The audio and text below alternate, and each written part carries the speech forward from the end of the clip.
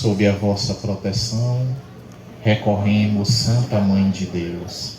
Não desprezeis as nossas súplicas em nossas necessidades, mas livrai-nos sempre de todos os perigos, ó Virgem gloriosa e bendita. Amém. Em nome do Pai, e do Filho, e do Espírito Santo. São Benedito.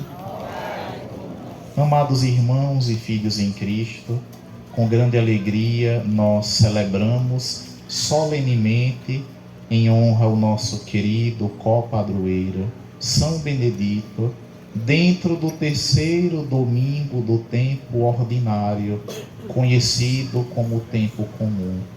O nosso querido Papa Francisco intitulou este domingo como o Domingo da Palavra, porque se nós observarmos, toda a liturgia da palavra nos convida a mergulhar nessa grande dádiva que, segundo alguns padres da igreja, é até um grande perfume, porque a palavra, diz o salmo de hoje, a palavra é espírito e vida.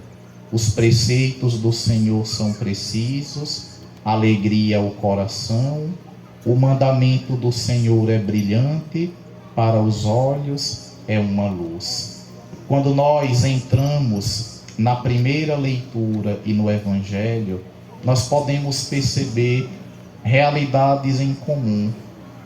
Duas proclamações. Esdras, que diante de toda a assembleia, homens e mulheres, começa a proclamar a palavra de manhã até ao meio-dia, e todo o povo está atento para compreender, escutava com atenção a leitura do livro da lei. Nosso Senhor, que entra na sinagoga, ele que é a palavra encarnada, proclama a palavra. E depois todos começam a fixar o olhar nele.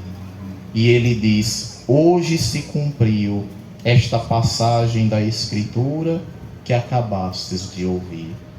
E aí, meus irmãos, diante dessas duas proclamações, também existe a reação do povo que está escutando.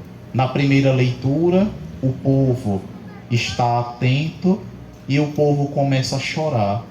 Um choro de emoção pela palavra que é proclamada e que é escutada. O povo começa a entender: Deus não é ausente.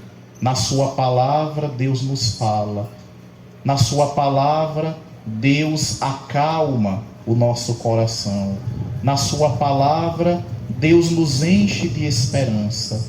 Na sua palavra, Deus nos direciona para o verdadeiro caminho. Nós também precisamos manifestar uma resposta. Se nós olharmos o capítulo 13 do Evangelho de São Lucas, a narrativa dos discípulos de Emaús, quando Jesus ressuscitado está explicando as Escrituras, o coração dos dois começa a arder. Que coisa impressionante! Quando nós escutamos a palavra, como é que nós reagimos? O Papa Francisco, ele diz assim, olha, como seria bonito se a Assembleia, todo o povo de Deus que viesse participar da missa, voltasse para casa comentando uns para os outros como foi bom escutar a palavra, como ela nos tocou profundamente, como ela nos deu paz, nos deu serenidade e tranquilidade. Mas para isso, meus queridos, nós precisamos estar atentos. Vejam, é sempre uma tentação alguém nos desviar para não escutarmos. É sempre uma tentação nós entrarmos no tempo sagrado e começarmos a pensar naquilo que nós deixamos em casa, nas coisas e afazeres que nós temos que fazer, é sempre uma tentação.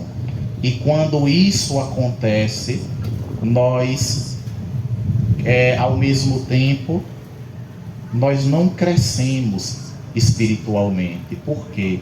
Porque Deus nos fala na palavra e precisamos escutá-la, precisamos valorizá-la, porque ela é um tesouro, é uma fonte inesgotável de vida. A Igreja nos ensina, em um dos documentos do Concílio Vaticano II, que com a mesma veneração que nós temos pela Eucaristia, nós deveríamos também ter pela palavra. Ora, se nós fôssemos honestos, nós não poderíamos entrar na fila da Eucaristia sabendo que a palavra foi proclamada, houve a homilia e eu não estava nem aí. E eu estava mais atento com alguém que estava conversando do meu lado ou mexendo no celular. Vejam que falta de amor, que falta de zelo pelo sagrado, pela palavra. Que realidade mais triste. Isso só manifesta alguém que está de corpo presente, mas não está integralmente participando da Santa Liturgia. Aquilo que é mais sagrado, muitas vezes nós negligenciamos tanto.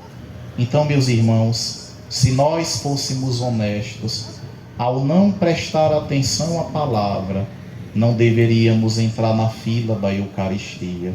Porque se eu não comunguei o mesmo Cristo que me falou nas leituras, como posso receber o seu corpo na Eucaristia?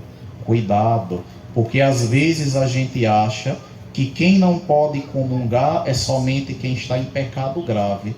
Não. Quem é desonesto com as coisas de Deus, quem não presta atenção à palavra que está sendo proclamada, não deveria vir.